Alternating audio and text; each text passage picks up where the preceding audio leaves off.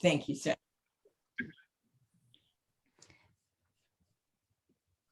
That's really sweet. And I would like to talk just a minute about Sally. Sally and I have known each other for many years, and she wrote a book, many books actually, but Choose Happy. And I would suggest everyone look at that, because it really is. She tells different stories of how different people, hold your book up, different people, there you go, choose happy. And so I think that everyone can choose a little bit more happiness, especially in this day and age. So I think anytime, though, it's so important to find ways to be happier, to find ways to be more grateful and more positive in every single way. So I thought I wrote a book. It's an international bestseller. It's called From Outhouse to Penthouse. And it is my biography, in a sense, of where I came from, and then how it ended up. But I'm not at the end yet. So that wasn't the end. It was just up to a certain point. So this is the cover of the book right here. So anyway, that's way too big. You know, don't put you in there too, Sally, because it really is. It shows every flaw, every bump that I have. So, so I'm going to share with you a little bit about where I came from, and just a few highlights of my life, which there's much more to it, and there is a lot of inspiration. But I wrote the book to honor my mother, because my mother was my hero, and where she came from was really, really, and what she overcame was really something. We'll start at the beginning. My mother was from the back hills of Arkansas. Her father was a sharecropper in a cotton farm, and there were like 7 kids. And so they, you know, were very poor. They had their own garden. So every year, my grandfather put everybody in a wagon, and they all went to this place. Every farmer in the surrounding areas went to this sort of flat place and brought food. So it was like the celebration of the crops at the end of the year. So every kid really looked forward to it. And so my mother was one of those kids. She was 14 at that time, one of the times I'm going to tell you about. And she met this really cute boy from another town. And they were just walking and talking and having a really good time. And they walked quite a distance. And there was by a woods. He pulled her in the woods and raped her. He told her that if she told anybody, he would come and kill her family. So it traumatized her. She was afraid to tell anyone. And as a result of that rape, she became pregnant. And I am the result of that rape. So it was at a time in life that it was not a cool thing to be pregnant. Her parents, her stepmother wanted her to have an abortion by this old backcountry doctor. Now, this was a girl who was 14 years old, had no one to talk to, no one to turn to, and no support whatsoever. They wanted her to have the abortion, and she refused. She would not have an abortion. So she didn't know what she was going to do. So they found a man to marry her just a few days after I was born. And so that is the first part of the story. It was a very hard life, a very hard life. The man that she married drank. He worked, but he drank. Whenever he got paid, he would go to a tavern and drink all night and not have any money. So she had another little girl 23 months later by this man, and he drank, and so there was no food on the table. So she had to pick cotton, pull these 100-pound, 50-pound bags of whatever they pull, and they got paid for that. So that's what she had to do while her husband drank. But her sisters watched my sister and I so that she could work in the fields. So that was the hard part. He was drafted, This is really a cute story. Now, my mother only had an 8th grade education, but she could write. She wanted to learn. She wrote to the draft board. And she said, my husband drinks all the time, and he takes all of my cotton picking money. Well, 2 months later, he was drafted into the service. And you could not do this. This would never, never work in this day and age.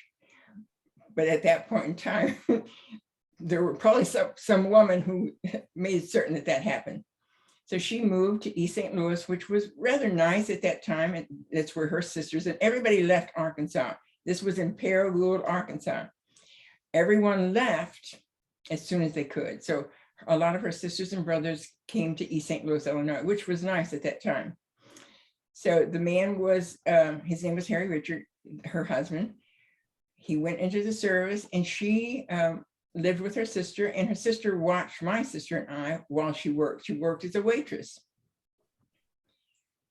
Worked hard, wanted to take care of her 2 little girls. When I was about 4.5, close to 5, she was working as a waitress, and she was coming to get us. But let me back up for just a minute. One of the things, and I say to every single person, there is usually 1 or 2 things, and it can be at 5, 10, 12, or even a teenager, something that impacts your life so much that the rest of your life, you have this thought. And this is, we were visiting my grandparents in Arkansas. I was 4.5 and my sister was 3.5. No, not quite 3.5. And the man who I thought was my father came in, picked up my sister, brought her a doll and a pearl necklace, and nothing for me. I was 4.5 years old. So I was looking so sad, and I went into the kitchen and I thought, what's wrong with me? My aunt said to me, honey, don't you worry, that's not your daddy anyway.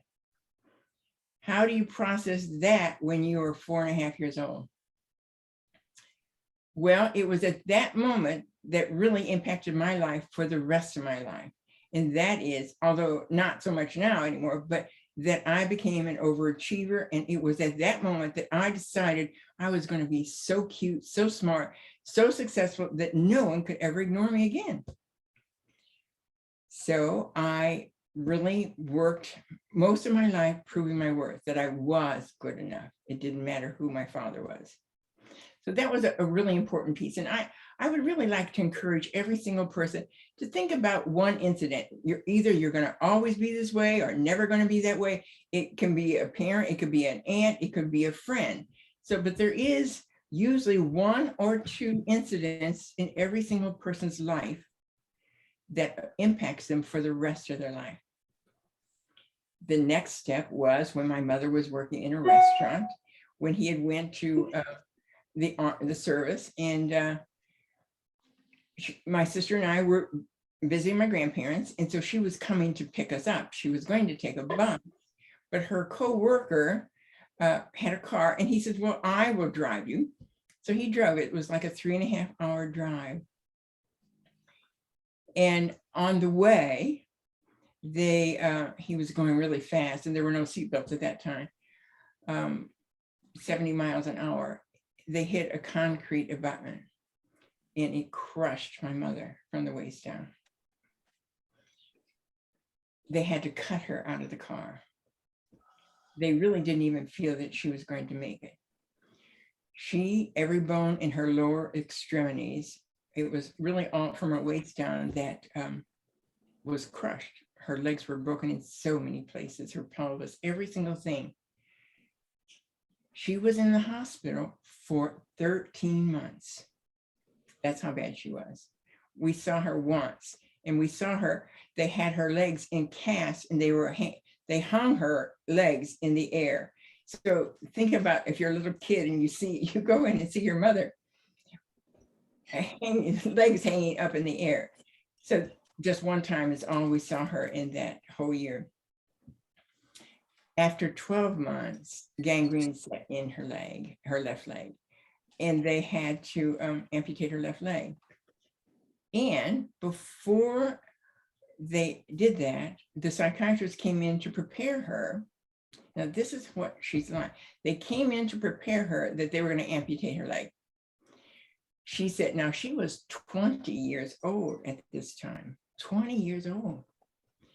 They said, you know, we have to say, in order to save your life, we have to amputate your leg. She said, do what you have to do. I have to get out of here. I have 2 little girls to raise. So that was her courage, her stamina, her never, ever feeling sorry for herself. Another thing about her, she got out of the hospital. She had 2 kids, 1 leg, and no money. We were on welfare. Actually, we only had a bed. We didn't have a table and chairs. So we would sit on the bed and talk. So that's all we could do. So one of the most important things about that era, when she had got out of the hospital, I think it was Christmas time. My mother was sad, and we asked what was wrong, and there were no food, and there were no toys, no nothing, certainly not a tree or any other thing. There was a knock on the door, and a church down the street, and this has been so hard for me to say, had a basket of food and toys for my sister and I. Oh, we all cried. That is the other incident that shaped me to be able to be giving to those that do not have, or those that could use help in some way.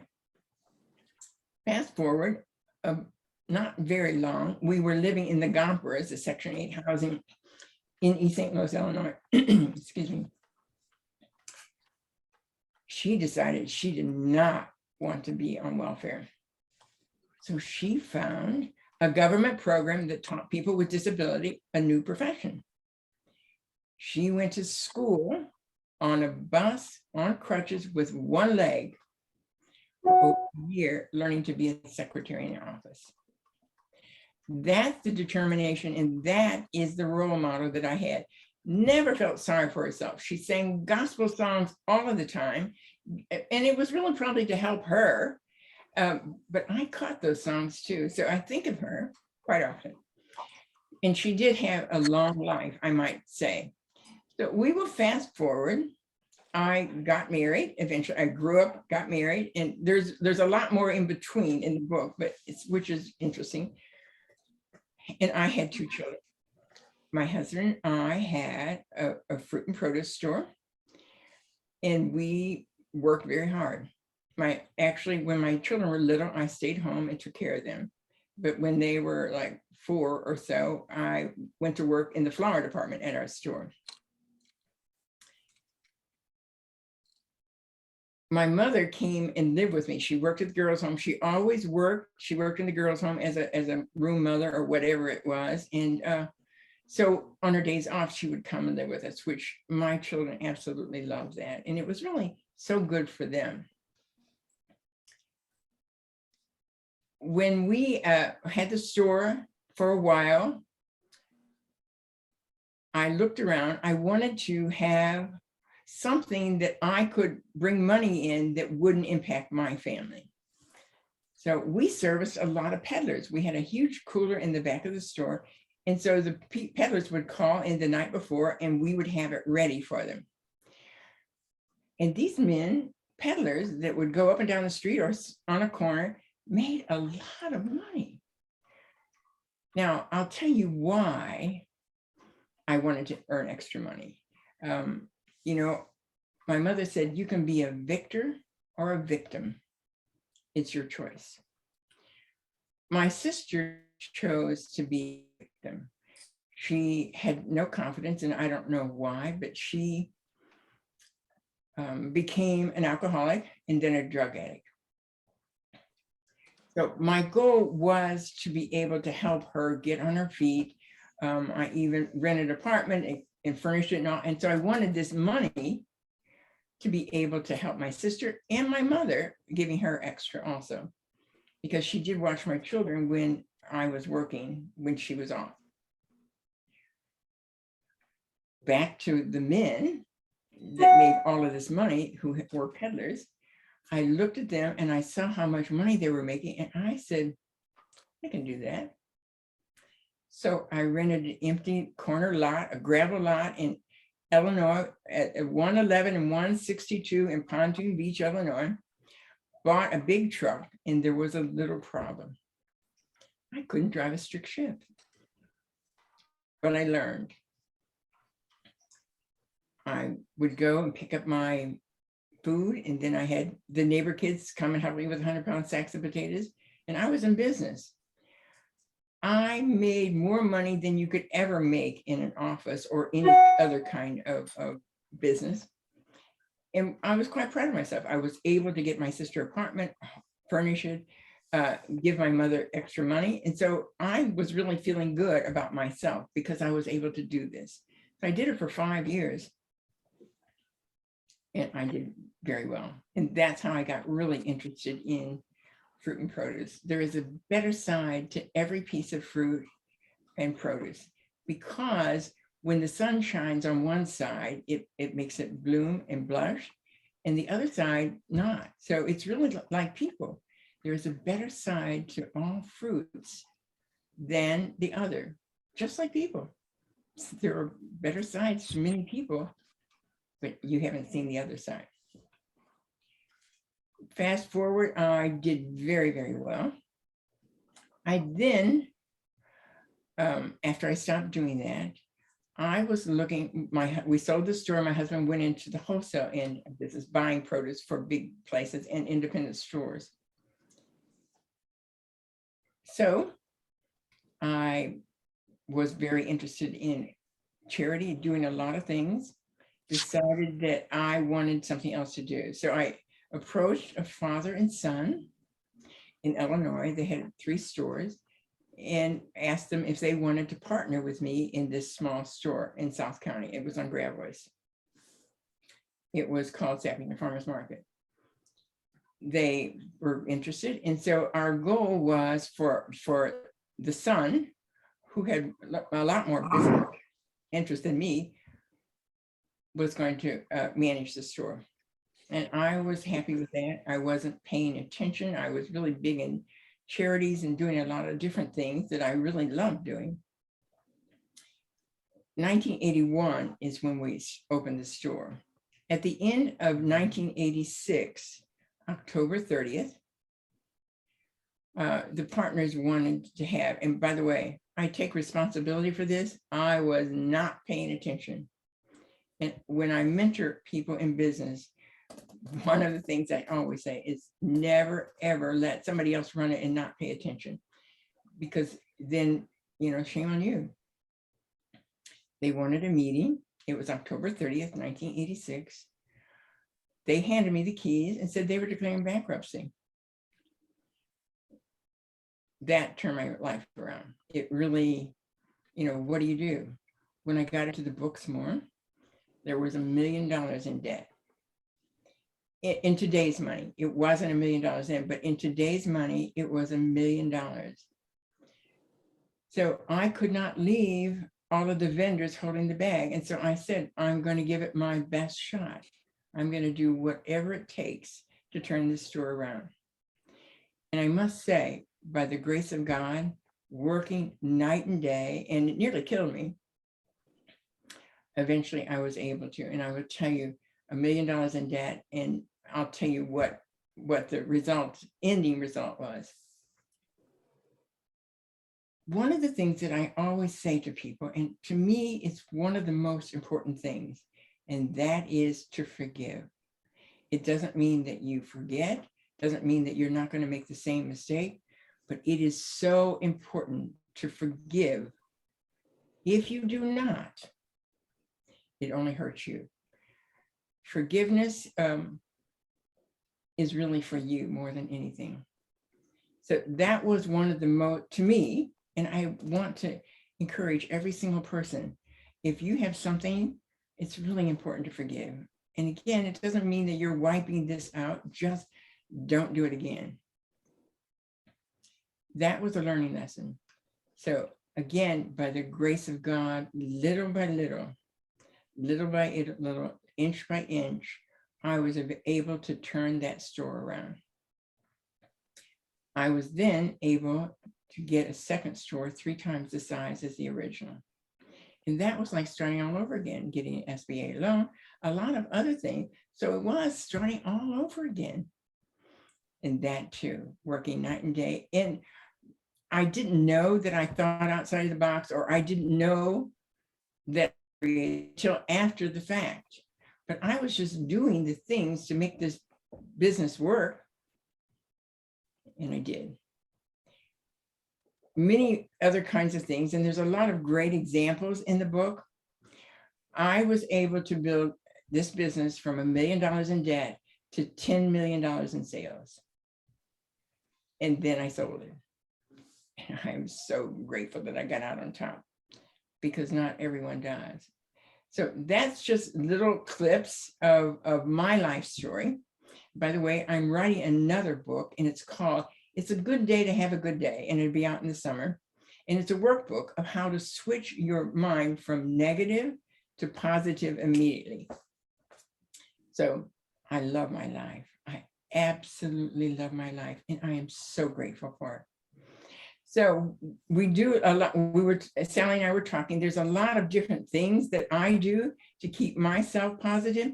So I'll let Sally ask questions, or if anybody else wants to ask a question. Yeah, the one thing we were going to talk about is Tessa lives alone. And we were just talking about one of the things about the pandemic is, well, I was Googling this up, and some of the problems that people develop from the long time of being, we're by ourselves, or cut off from the people, even if it's just your family that you're not able to see, if you're with your husband, but you can't see your kids, or however it was for you throughout the time, there's feelings of fear, anger, sadness, worry, change in appetite, energy, hard to concentrate, you can't sleep, you all know what you are experiencing. So I just asked Tessa, what it was like that she lives alone. And Tessa, why don't you tell everybody how you've been coping, or how you're getting through the pandemic and actually thriving in the pandemic. I'll tell you what my method is, though, every day, which keeps me, I think, in the zone as far as being positive, looking for all the things that I have to be thankful and grateful for.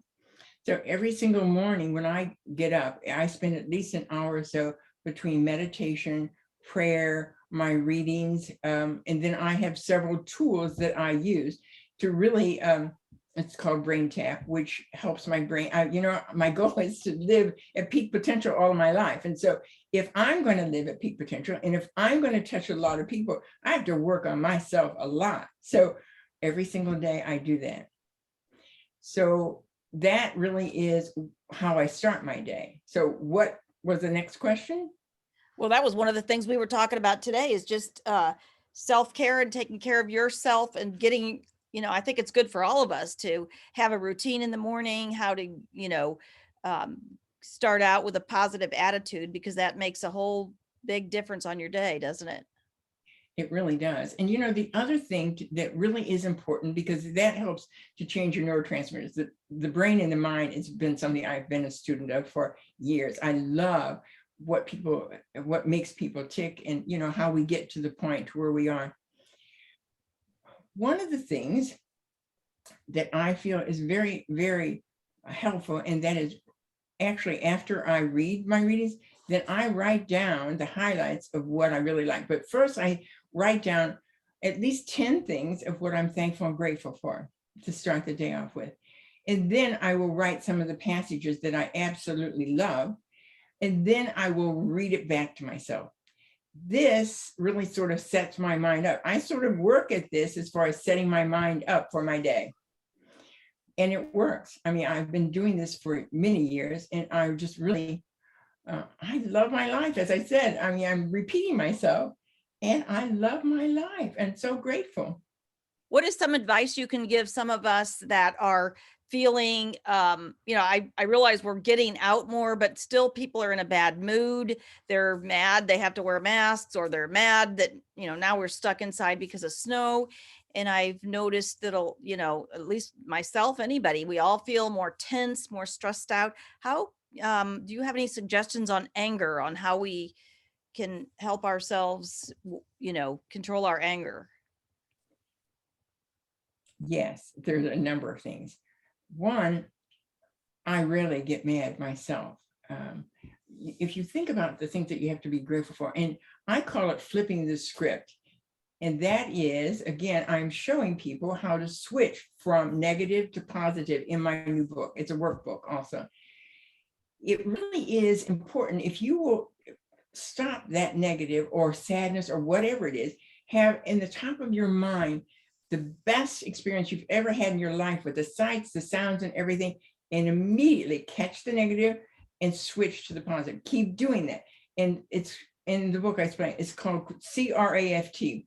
You cancel this, you replace it with this really positive, wonderful event, you affirm it, you focus on it, the really happy, wonderful, and then you train yourself to do it over and over.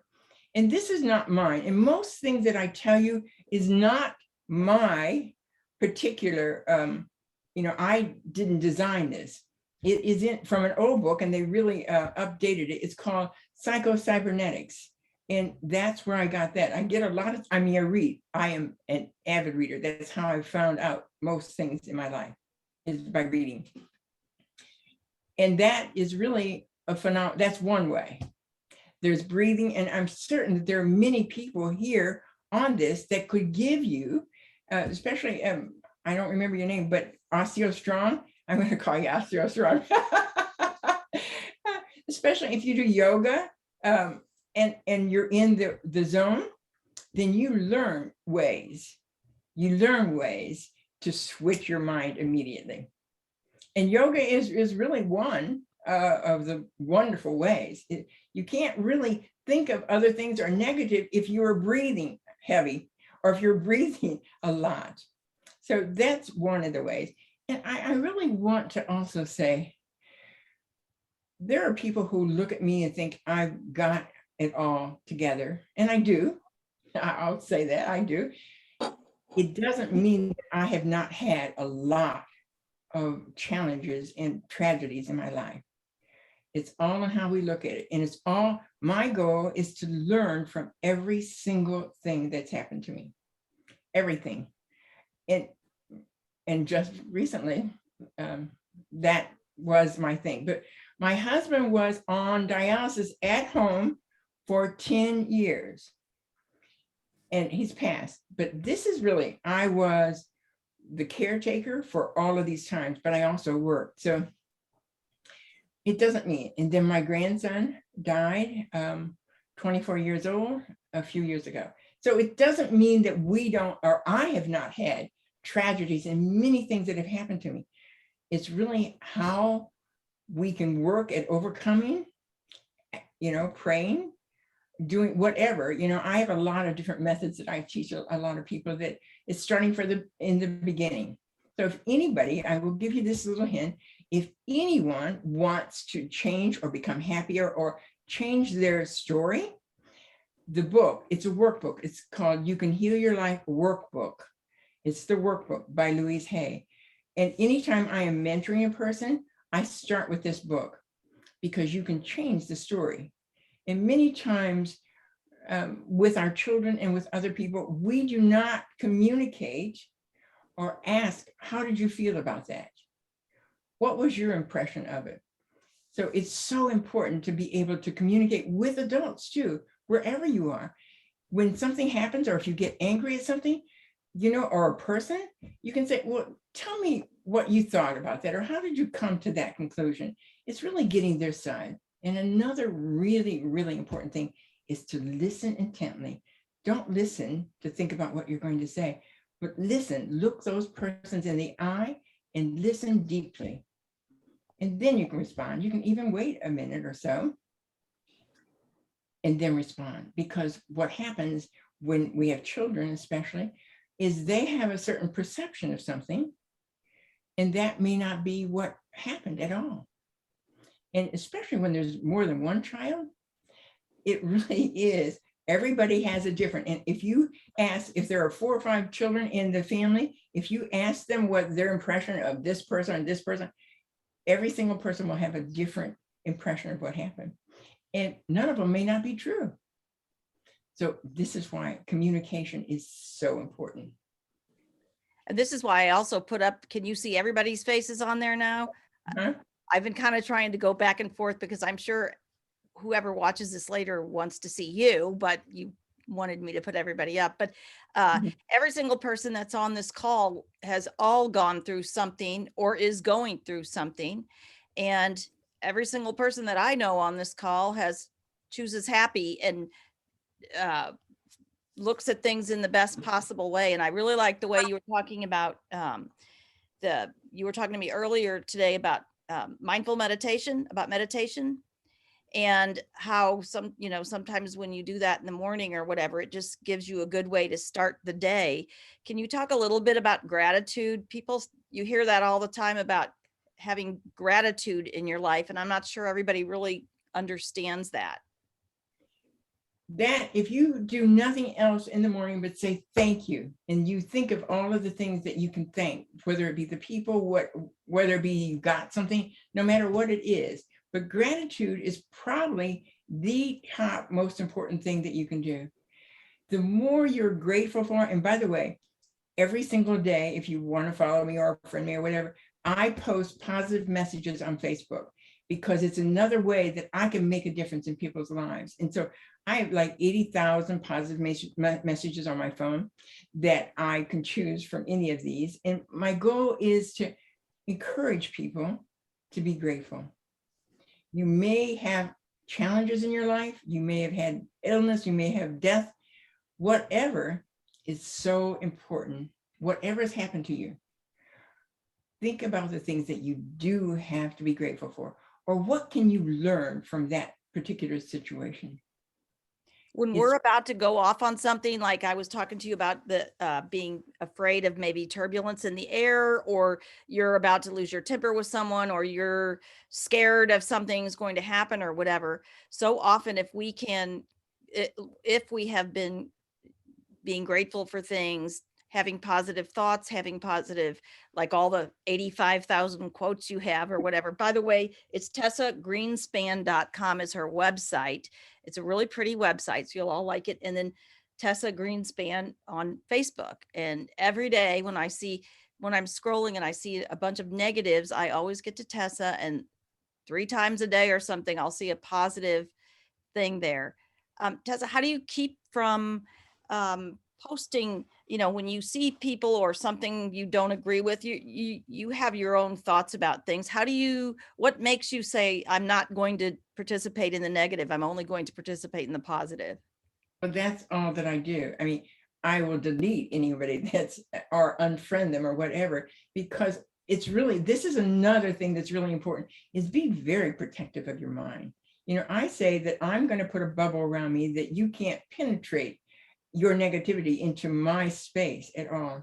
So I have a lot of methods and a lot of games that I play with myself to keep myself on what I consider my happy place. Mindfulness, though, let me get back, and meditating, it takes practice. You're not going to clear your mind. There are guided meditations, but it really is very, very important for you. They say that prayer is like listening is talking to God, and meditation really is listening for the answers for everything. And that's really the mindfulness is so important, being still. And there are many people that can't be by themselves or still. And I actually love it, to tell you the truth. It's not, I love people. It energizes me to be around people. I really like to be still, and know that I'm God is really one of the passages. Mm-hmm. So the other thing you just said a while ago that I asked Rob to go get I've given some of these people this on a thing, but this is a saying that I liked so much that the minister Creflo Dollar, he's a speaker. Yeah. It says, peace is my most valuable asset, and I'm not going to spend it on your drama. And that is one of my favorite things. I Because, like that. yeah, Yeah, yeah. yeah. Like you said, keep your drama out of my peaceful life here. Yeah, I don't let negativity into my life. And my goal is to attract people who are like-minded. It doesn't mean that I do not help a lot of people. I do. I mentor a lot of people in business. I love business, in business and personal. And there's yes. Okay. Oh, Natalie says she's not able to Not able to use the audio and video, huh? I'm so sorry. She is another Oh, person that you is could, if you have a question. Okay, you see her question? no, It that she says, okay, so if you can't do the video, and you're unable, if you have a question, raise the hand, put your hand raise on there, or you can write it down the side. So she said she's so happy to be here. Tessa has been a professional mentor of mine for 5 years. My question is, if ignorance is bliss, how to prevent that while staying positive? well, one of the things is you stay away from those negative people that are negative. That's one of the most important things. Wait for your space, watch your space. Don't let people, it's who you hang around with. You know, this is a famous saying, the 5 people that you hang around with, you are like them. So who you associate with, if you are around someone who complains all the time, then that's not good for your mental state at all. It's really important for who you hang around with. It doesn't mean that you can't discuss challenges. Has not, you know, I'm not the person that is a Pollyanna and think everything is great and good and all of that. You know, I'm smart enough to know what isn't and what isn't good for me. Again, I'm very protective of my mind. And I think we have to. And that gets to another speech that I do many times, and that is the 5 pillars of health. And one of the things is what you put in your mind. If you watch the news every single night, that's going to infect your mind. If you read things that are not healthy for you, that's going to infect your mind. So think of your mind as something that is capturing what you want in your life. Do you want this negativity to come into your life? You know I don't turn on my television. Actually, I don't even know how. My husband watches it all the time, but I don't even know how to turn on my television. I've had 2 of them. So I choose not to listen to the news that is over and over and over again. And I know anything that's going on. It's just that I choose to not let this garbage dump into my mind. Somebody's asking something. Have Tessa speak about. Do you want to ask? If you have a question, you guys, if you have a question or a comment, go ahead. All right. Okay. I see what she said. Okay. Okay. This is another process. It's an Ho'oponopono is what it's called. And it's really important. There's 2 things here I would like to encourage every single person. Ho'oponopono was a Hawaiian psychiatrist that really helped people in psychiatry in a whole center improve. And it is called Ho'oponopono. And it's, I love you, I forgive you, please forgive me. This is a process that you can do even to people living and dead in your mind. You do not have to be in the same space with them at all. It's really freeing to you. It's, I love you, I forgive you, please forgive me, thank you. I love you, I forgive you, please forgive me, thank you. I mean, it really is a clearing of your soul in a sense, I think. The other thing that I teach many people that I'm mentoring, especially Louise Hay, I really admire, she's gone now, but some of the things that she's done. And this is, I encourage every single person, and I just did this with a friend yesterday. And this is, put on your mirror, I love you. When you're brushing your teeth in the morning and at night, you say, whatever it is, Tessa, I love you. I love you. I love you. Say it so often until tears come into your life. when you do this at least for 30 days, you will see that your mindset of your self-confidence and how you feel, it actually would be good to do it always. And it is very helpful to you. I love you. I love you. Say this to yourself. When you were saying the other one before, were you saying to say it to the person in their mind or say it to their face? From your mind to them. Okay. It's from your mind to them. You know, the other thing that I did once is that I talked about forgiveness, and I decided that I was going to forgive and ask their forgiveness of people that were living and dead. So I had this whole list of people that I needed to forgive and that I needed them to forgive, one or the other. And I went through this, the different names, and in my mind, and I would say, I forgive you. Please forgive me. Thank you. I would say this to them. It's an energy that you're putting out. You know, whether they're dead or alive, if they're dead, then this too helps you to know that you're sort of in the clear. So when you were talking about forgiveness, there's so many times that our life is based on something that happened a long time ago, or Yeah. our relationship with somebody that we don't see it right or whatever. And one of the things that was actually in my book that a person told me that I thought was really interesting is when you won't forgive somebody, like she said, when she was going through her divorce, she said, my life is over. I'm never going to be happy again. And her therapist said, well, who does that help? Nobody.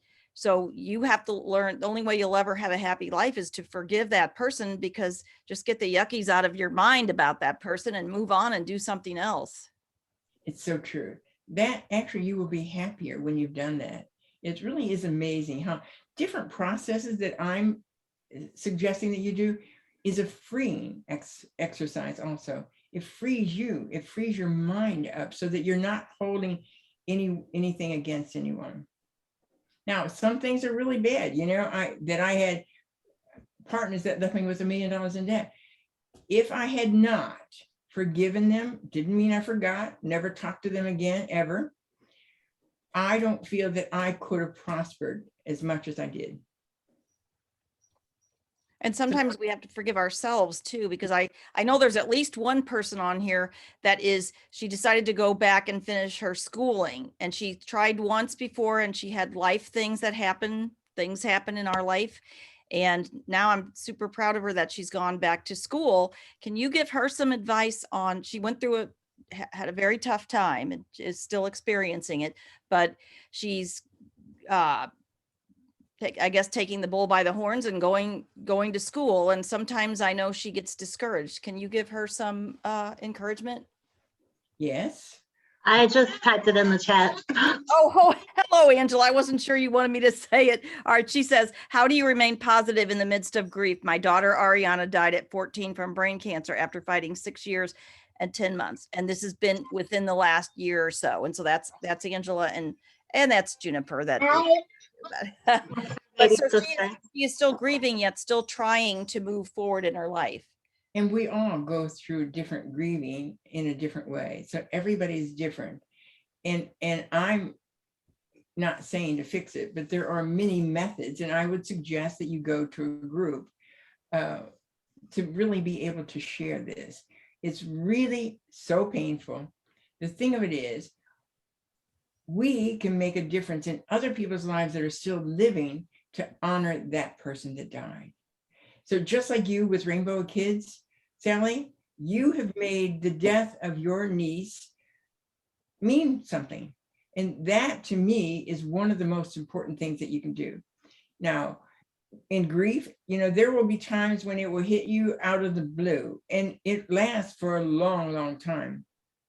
It doesn't mean that you are stuffing that, and acknowledge that. I've had a lot of coaches in my life, and one of the coaches that I had was really great. She said something that was really important to me, and that is, you feel the feelings, sit with it, and then you say there's a big bucket under you, a big, beautiful bowl. You drop it into this bowl and then give it over to God. That was one of the most important things that she could have ever said.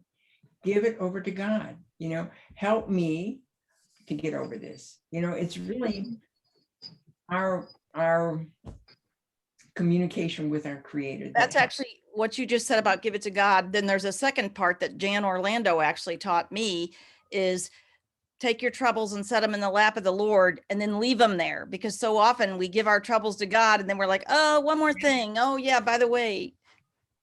Yes, that is the absolute truth. Yeah, you have to, give it totally, not take it back.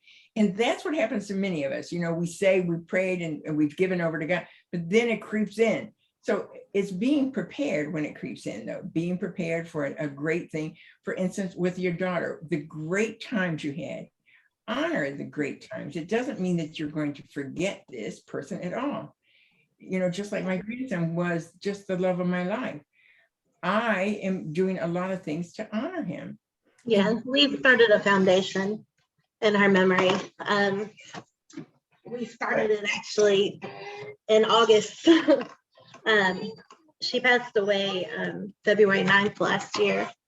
And actually today is it kind of sucks being stuck in the house today because last year it was pretty weather and 128 cars drove past my house to tell Ariana happy birthday and that they loved her. And so it's just, there's a joy today, but there's the heaviness.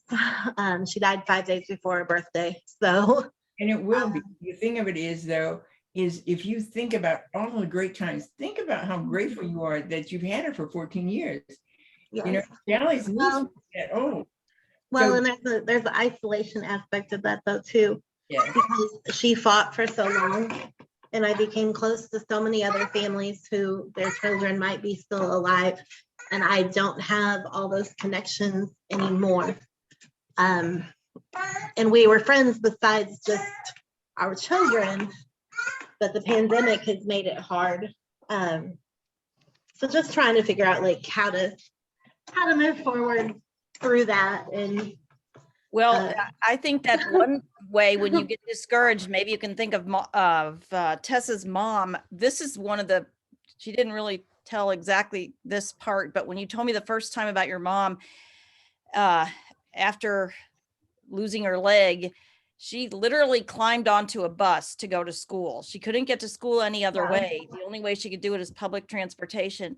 And I've used that example in my mind that you told me that, Tessa, because I mean, that she literally figured out how to climb on a bus with one leg. That is just goes to show you that, we can overcome things. And yeah, I'm glad you're doing this tonight.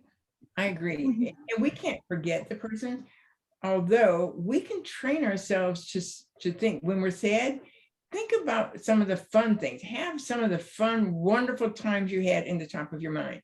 Now, a lot of people suffer through a lot of things. And I know, my husband was on dialysis for 10 years at home. So it doesn't mean that you are negating or not honoring the remembering of that person.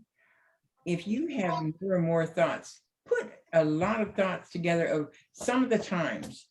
What you focus on expands. The more you will focus on the good times, then you're so much better off and you will be much happier. Does anybody have any suggestions or any comments or any questions, other questions? I'm glad to see you, Barb. I can finally see you when I put it on gallery. Well, Tessa, can you show your book one more time? We didn't do enough of showing your book so that they can look it up. It's really right behind me. Okay, all right, let me see. Let me put you on the view, this speaker view. Okay, so it's From Outhouse to Penthouse, and you can find it on Amazon. Is that the best way? Yeah, Actually, you can go to her website, Tessa Greenspan. Well, I think Amazon is really the place to get it. Amazon. Was there anything else we were thinking of that we were talking about, Tessa, or is there anything else, anybody else you have like a situation, or you want to talk to Tessa, get how she She's just the most positive person, and I'm so happy that she came with us tonight. Well, I don't have all the answers. And so a lot of people, if you have something to share that could help others, I think it would be really good to hear it. I I'm like just it that gonna you have say that sunflower there. Who's talking? Barb, Okay, Oh. great. Hi, Barb.